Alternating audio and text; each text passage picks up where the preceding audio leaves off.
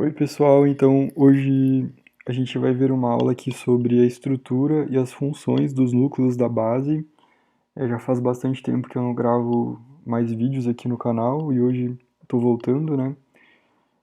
Acho que na última aula eu falei que iria gravar uma revisão sobre o tronco cefálico, mas eu acho que é interessante a gente diversificar um pouquinho os assuntos aqui, né? E hoje a gente vai ver um pouquinho sobre os núcleos da base. Os núcleos da base, eles exercem uma função essencial na execução dos movimentos voluntários normais. Entretanto, diferente da maioria dos outros componentes do sistema motor, essas estruturas elas não possuem conexões aferentes e eferentes diretas com a medula espinhal. O que isso quer dizer? Isso significa que os núcleos da base eles não possuem conexões como a do trato piramidal, por exemplo. Então, a via piramidal é aquela via que sai lá do córtex, passa na cápsula interna, passa na base do mesencéfalo, na ponte, na decussação e continua lá na medula, né, diretamente. Então, os núcleos da base eles não têm essas conexões diretas com a medula. E as conexões dos núcleos da base, elas se fazem essencialmente com o córtex cerebral, com o tronco cefálico e com o tálamo. São essas três estruturas principalmente. A gente fala que a via dos núcleos da base é uma via extrapiramidal, ou seja, fora do trato piramidal. E já adiantando, é por isso que lá na doença de Parkinson, por exemplo, a gente diz que o paciente tem a rigidez extrapiramidal, que é um sintoma que está relacionado a uma disfunção dos núcleos da base, causando uma rigidez que não é devido ao trato piramidal. Não é por uma lesão do neurônio motor superior, mas sim por uma disfunção ali dos núcleos da base, né? Então, mais para frente, vocês vão ver que a gente pode diferenciar duas síndromes motoras. A gente tem uma síndrome do trato piramidal, que ela pode ser causada por um AVC, né, que vai lesar as fibras do trato córtico-espinhal, por exemplo, e ela é caracterizada por uma espasticidade e paralisia. E a gente também tem a síndrome extrapiramidal, que é mais do interesse da nossa aula hoje, que ela é caracterizada por movimentos involuntários, quer dizer, pode ter movimentos involuntários, rigidez muscular e mobilidade sem paralisia. Isso vocês não precisam saber em detalhes por enquanto, mas guardem essa diferenciação que é muito importante a gente saber. Então, como a gente percebeu, a principal função dos núcleos da base, a mais conhecida, é de modulação dos movimentos. Os núcleos da base, eles influenciam o movimento atuando sobre as áreas corticais, que modulam a atividade dos neurônios motores superiores que dão origem à via piramidal e ao movimento voluntário cortical. Então, o que que isso quer dizer? Isso quer dizer que, porque antes eu falei para vocês que não está relacionado com a via piramidal, mas a gente precisa entender que esses núcleos, eles possuem vias extrapiramidais, fora do trato piramidal, que podem inibir ou excitar o córtex cerebral. E essa inibição ou estímulo, no final, vai influenciar os neurônios do trato piramidal, promovendo ou inibindo o movimento. Então, essa modulação pode promover ou inibir o movimento, né? Só que pelo fato dos núcleos da base também possuírem conexões com todo o córtex cerebral, eles também modulam as funções cognitivas, as emoções e o comportamento. Então, os núcleos da base também estão envolvidos com várias funções não motoras. Existem outras funções relacionadas. O distúrbio do movimento mais conhecido é a doença de Parkinson, né, que está inserida dentro do parkinsonismo, porque existem vários tipos, e a forma mais clássica, mais conhecida, a principal, é a doença de Parkinson. E então, além dos distúrbios do movimento, né, pelo fato dos núcleos da base também estarem relacionados com funções cognitivas e comportamentais, Os danos, disfunções nos núcleos da base, elas estão associadas a distúrbios neuropsiquiátricos, cognitivos do comportamento, né? Como no caso, por exemplo, da doença de Huntington, em que o paciente ele apresenta essas alterações neuropsiquiátricas, né? Então a gente pode resumir as funções dos núcleos da base em duas funções, né? As funções motoras, que são basicamente de modulação dos movimentos, e paralelamente a isso a gente também tem o cerebelo que faz algo semelhante, né? É uma modulação do movimento. E além das funções motoras, a gente tem as funções não motoras, que são funções de cognição, emoções e o comportamento, né? E motivação. Então, o que são e quais são os núcleos da base, né? Tradicionalmente, a gente tem a definição de que os núcleos da base são massas de substância cinzenta que estão localizadas na base do telencéfalo, naquele centro semioval, que eu já vou mostrar para vocês. Então, esses núcleos são o claustro, o corpo amidaloide, ou amígdala, o núcleo caudado, o putamen, o globo pálido, e também a gente pode incluir mais duas estruturas, o núcleo basal de Meynert e o núcleo accumbens. Anatomicamente, a substância negra ela pertence ao mesencéfalo, no tronco encefálico, e o núcleo subtalâmico ele pertence ao diencéfalo, mas ambas estruturas elas também estão relacionadas funcionalmente aos núcleos da base. Então, vários autores, na verdade, consideram como núcleos da base, né? Então, primeiramente, é importante a gente saber que todas essas massas de substância cinzenta são os núcleos da base e estão relacionados com todas aquelas funções que eu mostrei antes para vocês. Então, a gente pode dividir os núcleos da base de uma forma bem geral em corpo estriado, o claustro e o corpo amidaloide. E eu já vou mostrar todos esses núcleos para vocês. O corpo estriado ele pode ser dividido em dorsal e ventral. O corpo estriado dorsal ele é formado pelo núcleo caudado, pelo putamen e pelo globo pálido. Então esses três núcleos eles integram o corpo estriado dorsal. E vocês vão ver que no Ângelo Machado ele descreve apenas como o corpo estriado, porque basicamente é o mais importante que a gente precisa saber.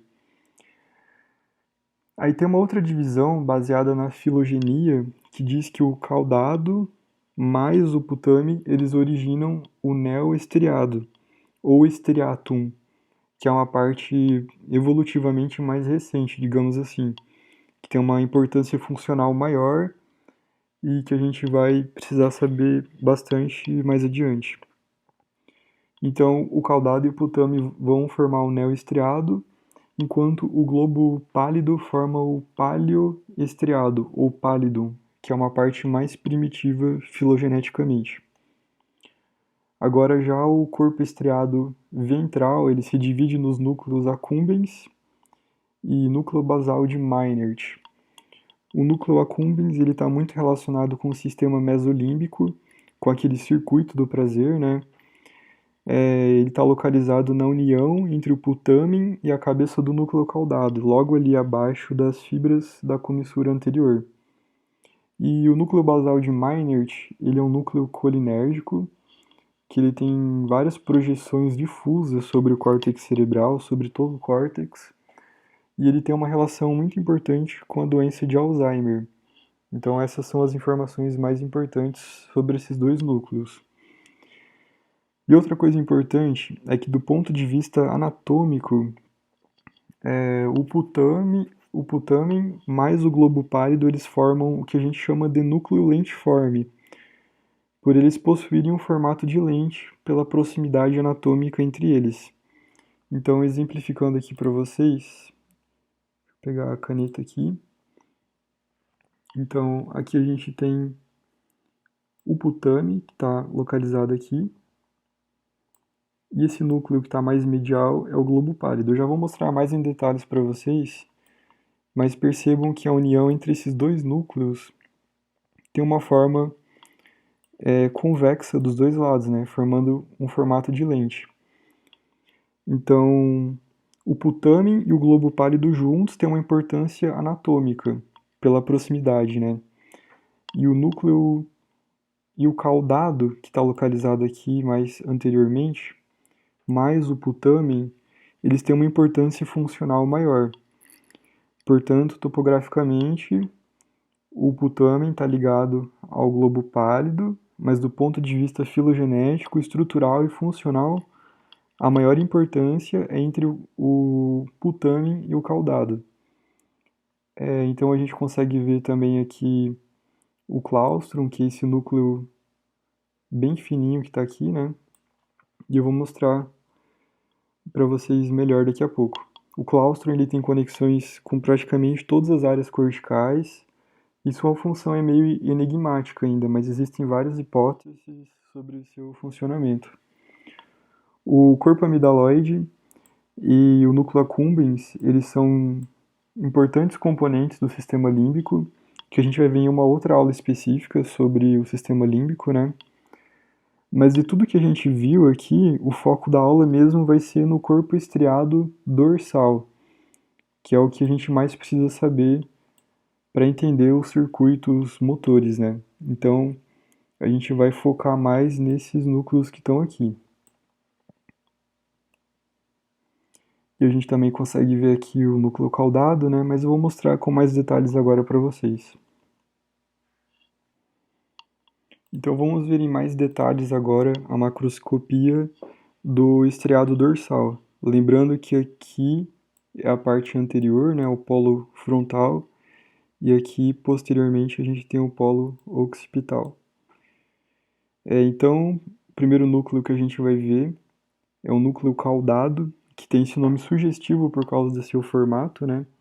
Ele é dividido em cabeça, que é essa região mais anterior, né? Corpo e cauda, que essa é a parte mais alongada. A cabeça do núcleo caudado é onde a gente consegue ver aqui, assinalado aqui em verde na figura, né? E a cabeça do núcleo caudado tem uma relação muito íntima com o corno anterior do ventrículo lateral. Então percebam que a cabeça do caudado é como se ela estivesse se projetando aqui para dentro do ventrículo. E percebam também que a cabeça do núcleo caudado, aqui num corte mais inferior, num corte horizontal mais inferior, a gente consegue ver que ela tem conexões bem aqui diretas com o putamen, né? Então a cabeça do caudado ela se funde literalmente com o putamen e é por isso que eles têm uma importância funcional muito grande. Então a gente pode ver que tem essa conexão aqui diretamente com o putamen, que é esse núcleo bem grande que está aqui.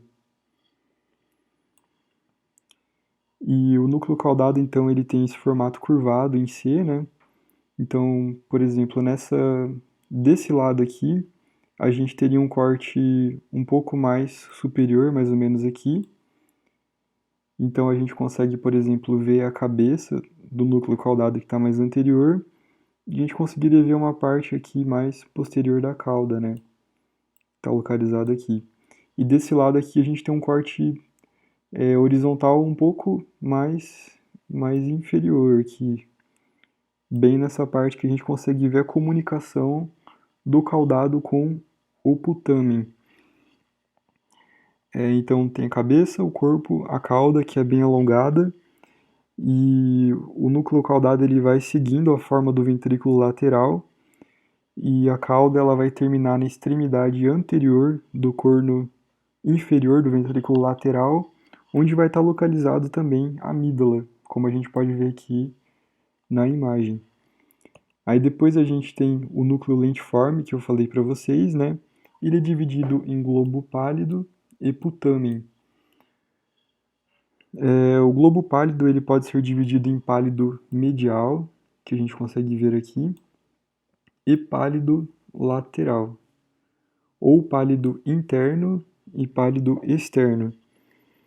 Então existem muitas fibras que ligam o núcleo caudado e o putamen ao globo pálido. E são essas fibras que, quando chegam ao globo pálido, que dão uma cor mais pálida naquelas preparações não curadas. A gente também não pode esquecer que o tálamo está localizado ali perto também, né? Mais medialmente, aqui no terceiro ventrículo. Então a gente tem o tálamo que está aqui, né? Bem aqui no diencéfalo. E além desses núcleos, a gente também tem a substância branca, né, que permeia os núcleos. A gente tem a cápsula interna, que ela tem esse formato aqui como se fosse de um bumerangue, praticamente, né? Então a cápsula interna, ela tem uma perna anterior, um joelho e uma perna posterior que está aqui, né? E é um importante conjunto de fibras de projeções do telencéfalo, que contém a maioria das fibras que entram e estão saindo do córtex cerebral. Então a cápsula interna ela vai separar o tálamo, que está mais medialmente, do núcleo lentiforme, que está mais lateralmente. Aí depois do núcleo lentiforme, logo após o putame, a gente tem a cápsula externa. Então essa substância branca que a gente consegue ver aqui é a cápsula externa. A gente tem esse núcleo bem fininho que eu mostrei antes para vocês, que é o claustro, né? Que ele está aqui. Depois do claustro a gente tem a cápsula extrema, que é essa substância branca que está aqui. E por último a gente tem o córtex da ínsula, que já é essa substância cinzenta que a gente pode ver aqui na imagem.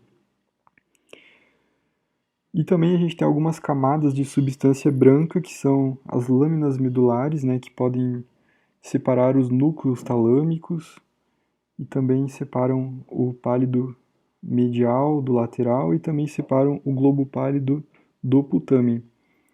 Então, revisando aqui um pouquinho de tudo, a gente vai ter o tálamo, que não é um núcleo da base, mas faz parte dos circuitos motores, né? Que ele está mais medialmente aqui no terceiro ventrículo. A gente tem o núcleo caudado, onde a cabeça dele está em contato aqui com o corno anterior do ventrículo lateral. E a cauda dele a gente consegue ver mais posteriormente. A gente vai ter a cápsula interna aqui, que tem esse formato de bumerangue. Depois o globo pálido, que é dividido em pálido medial e lateral, ou interno e externo. Depois a gente tem um putamen, que é esse núcleo grandão mais lateral. Depois vem uma substância branca, que é a cápsula externa, o claustrum, a cápsula extrema e, por último, o córtex da ínsula.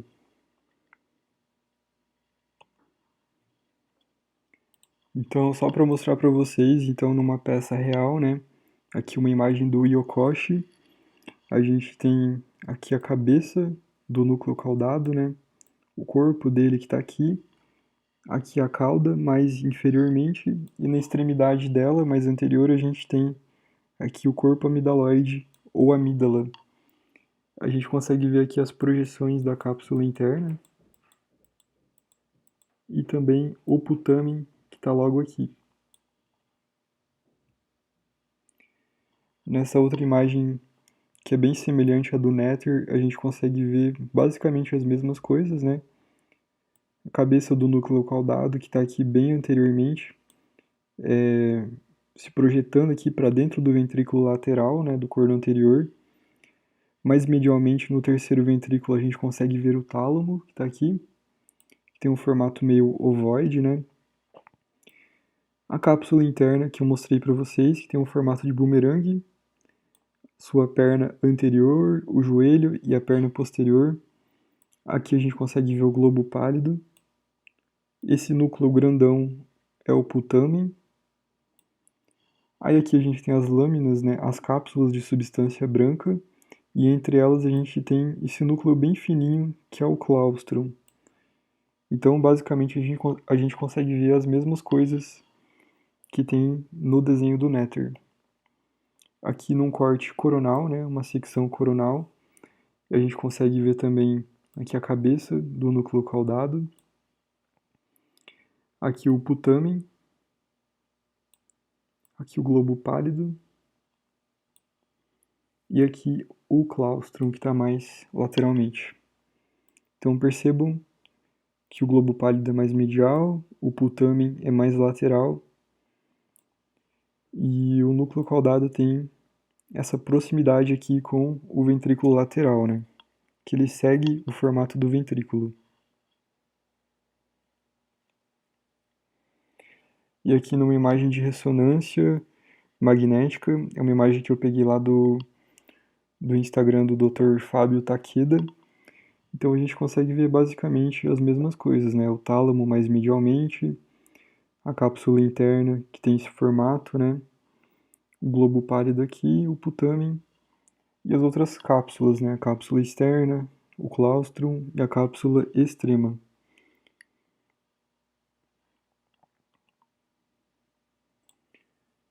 Então a gente vai ver agora um pouco sobre as conexões e os circuitos dos núcleos da base, né?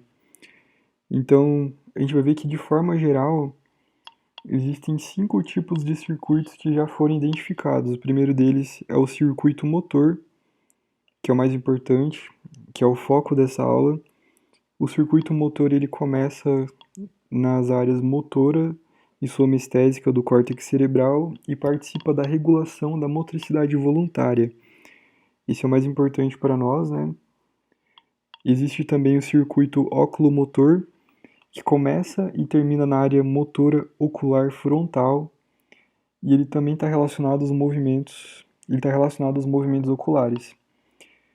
Então, desses 5 circuitos, esses 2 primeiros eles apresentam funções motoras. Depois a gente vai ter o circuito pré-frontal dorsolateral, que desempenha as mesmas funções dessa área do córtex, né? Ou seja, está relacionado às funções executivas que envolvem o planejamento e execução das estratégias comportamentais mais adequadas a uma situação física e social do indivíduo, assim como uma capacidade de alterar essas situações quando elas se modificam, né? A gente também tem o circuito pré-frontal ventromedial, que ele desempenha funções relacionadas à manutenção da atenção e supressão de comportamentos socialmente indesejáveis. E então esses 2 circuitos pré-frontais, eles estão relacionados com funções psíquicas superiores.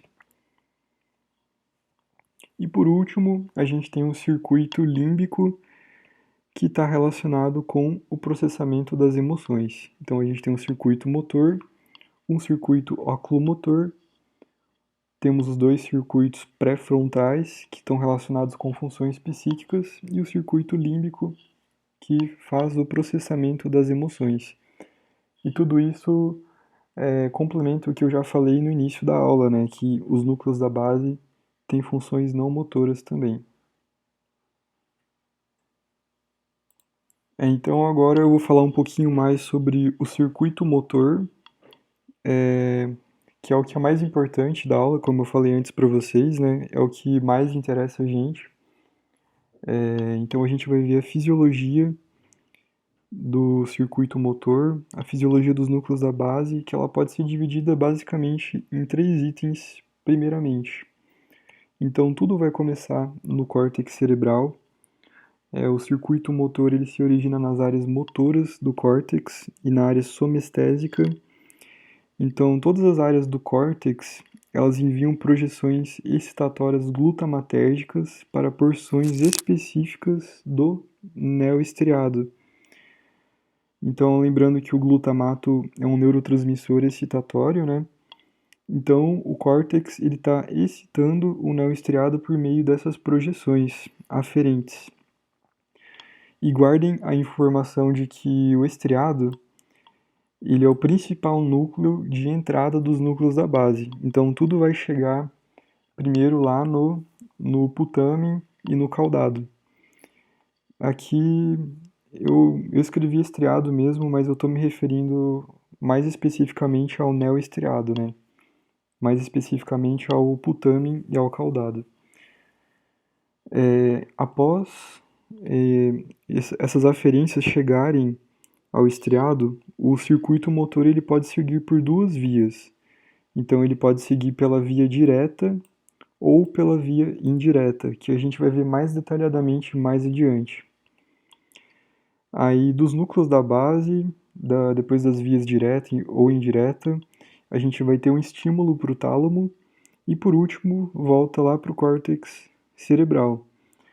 Mas o ponto-chave que a gente precisa entender são as vias direta e indireta do circuito motor dos núcleos da base, pois é a partir daqui que ocorre principalmente a modulação dos movimentos, né? Inibindo ou estimulando mais. Então, é importante a gente saber que tudo começa lá no córtex, vai para os núcleos da base, passa pelo tálamo e, por último, volta para o córtex cerebral. Então, a gente chegou aqui na parte da aula mais importante agora, que a gente vai entender como funcionam as vias direta e indireta dos núcleos da base. Então, eu vou mostrar para vocês a maneira que eu aprendi, que eu tive mais facilidade para entender. É uma coisa muito difícil no começo mesmo, então eu vou mostrar o passo a passo para vocês agora. Então, tudo começa no córtex cerebral, e o córtex ele tem aferências glutamatérgicas sobre o estriado. O que isso quer dizer? Isso significa que o córtex, primeiramente, ele vai estar estimulando, excitando o estriado. Eu representei aqui com uma setinha verde. Então a gente vai ver primeiramente a via direta. E ela começa com o córtex excitando o estriado. Depois o estriado ele vai inibir o globo pálido interno. Então o estriado inibe o globo pálido interno por ação GABAérgica, por neurônios inibitórios. E depois o globo pálido interno ele vai inibir o tálamo. E a função do tálamo é excitar o córtex. Isso daqui é a via direta. E percebam que na via direta, a inibição da inibição faz com que o tálamo ele fique mais livre. E ele ficando mais livre, ele consegue cumprir a sua função da maneira mais adequada, que é estimular o córtex. Então, por isso que a gente fala que a via direta ela é uma via excitatória. É uma via que ela promove o movimento, que facilita o movimento. Então, a gente tem o córtex, que estimula o estriado. Então, ele vai inibir o globo pálido interno. O globo pálido interno, estando inibido, ele vai inibir menos o tálamo. E o tálamo menos inibido, ele vai ficar mais livre e vai conseguir excitar mais o córtex cerebral. Então, essa daqui é a via direta. É quando o estriado vai diretamente para o pálido interno. Então, gravem essa sequência e percebam que o tálamo resulta com um tálamo mais livre no final e estimulando mais o córtex cerebral. Agora, a via direta, ao invés do estriado ir para o pálido interno, a gente vai direto para o pálido externo. Então, o estriado ele inibe o pálido externo e em seguida a gente tem o pálido externo inibindo o núcleo subtalâmico.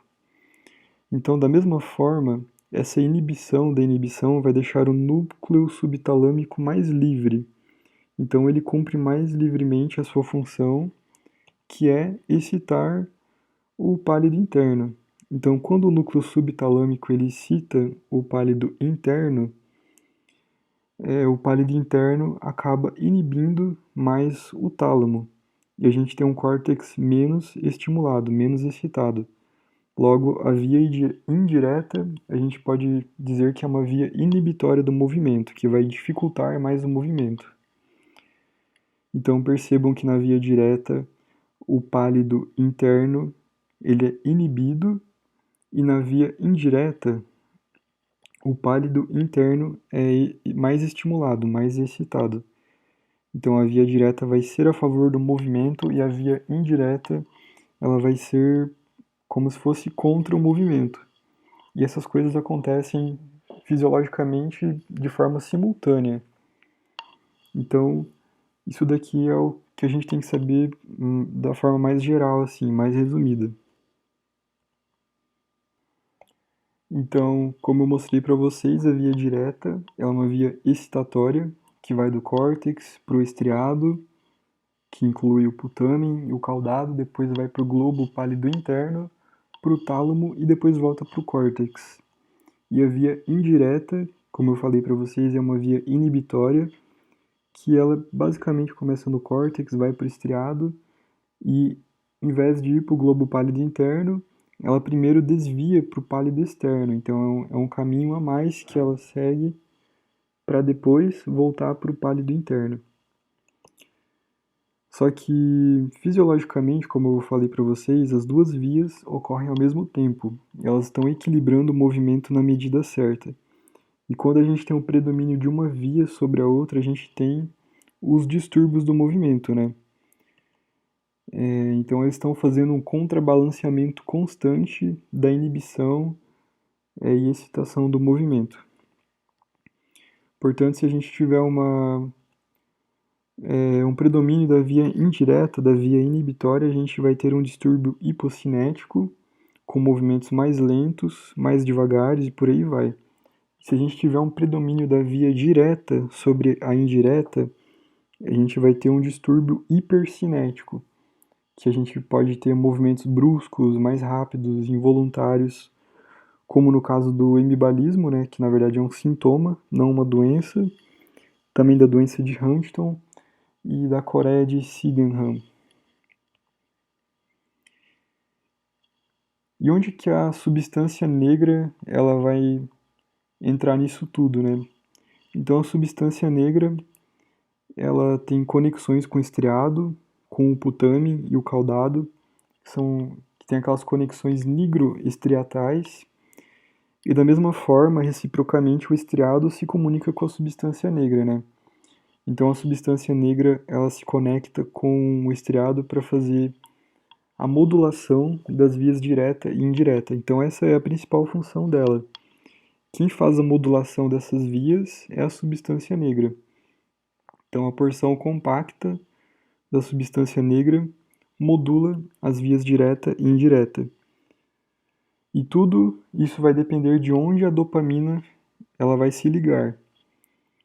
E existem dois receptores, D1 e D2. Se a dopamina se ela se ligar no receptor D1, ela será um neurotransmissor excitatório e vai ativar a via direta. Então, receptor D1, a gente tem que lembrar que é via direta. E no receptor D2, ela vai favorecer a via indireta. Então, D2 inibitório.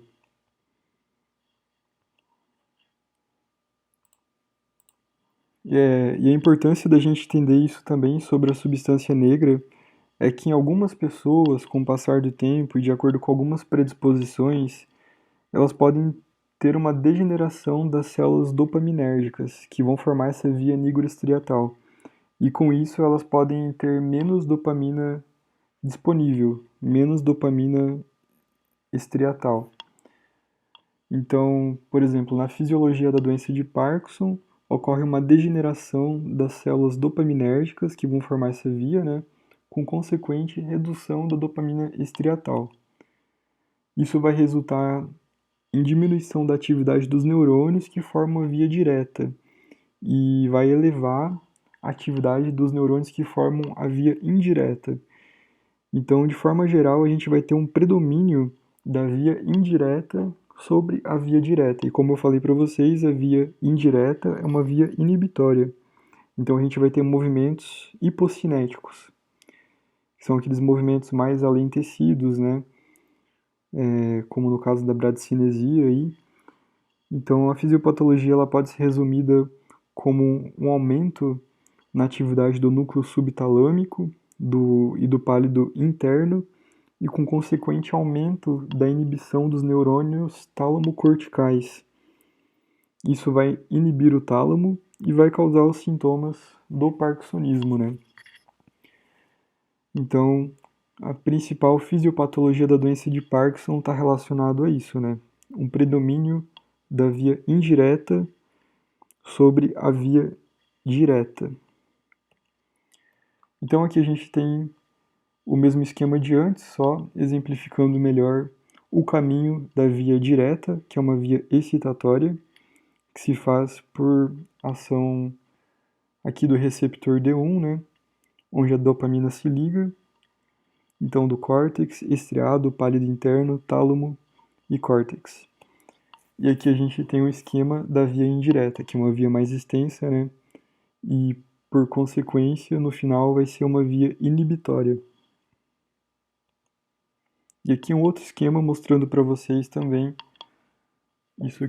isso tudo que a gente já falou, né?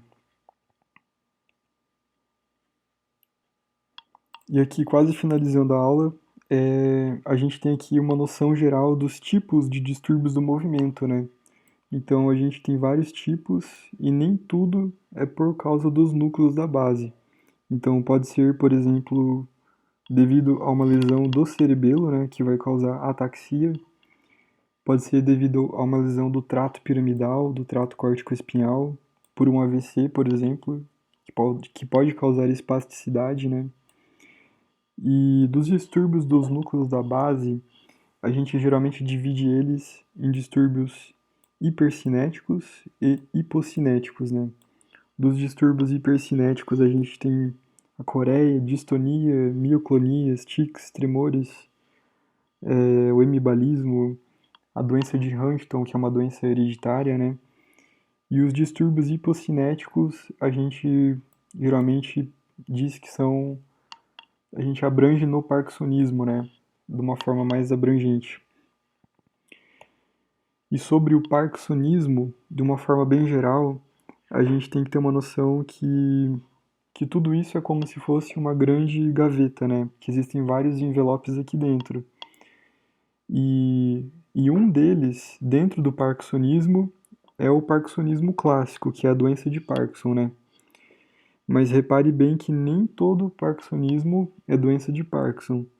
Então existe várias outras doenças, né, que a gente costuma dizer que a gente agrupa como parkinsonismo atípico, né, o Parkinson Plus. Então a gente tem a paralisia supranuclear progressiva, atrofia de múltiplos sistemas, degeneração córtico-basal e várias outras doenças. Então, o Parkinson Plus é basicamente o parkinsonismo mais outras manifestações neurológicas associadas. E tudo isso corresponde geralmente a menos de 10% do parkinsonismo total. Então, isso é mais para a gente ter uma noção de como a gente divide, né, os distúrbios do movimento, que não é apenas doença de Parkinson e é uma coisa muito mais abrangente.